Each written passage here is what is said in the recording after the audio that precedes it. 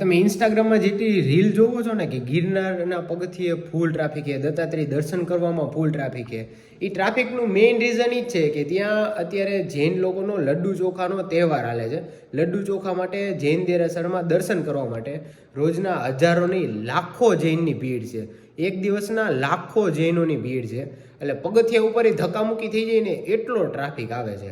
અને બીજું રીઝન એ છે કે ત્યાં જૈન દેરાસર પછી અંબાજી ઉપર ચેકિંગ એટલું આવે છે. ગિરનાર હિલ્સના જે પગથિયા ચાલુ થાય ભવનાથ પાસે ત્યાં એવડું ચેકિંગ છે. પછી જે ગૌમુખી આવે નીચેની સાઈડ અંબાજી અને દત્તાત્રેયની વચારે ત્યાં પણ પોલીસનું એવડું ચેકિંગ છે. અને દત્તાત્રેય મંદિરની બહાર પણ એવડું ચેકિંગ છે.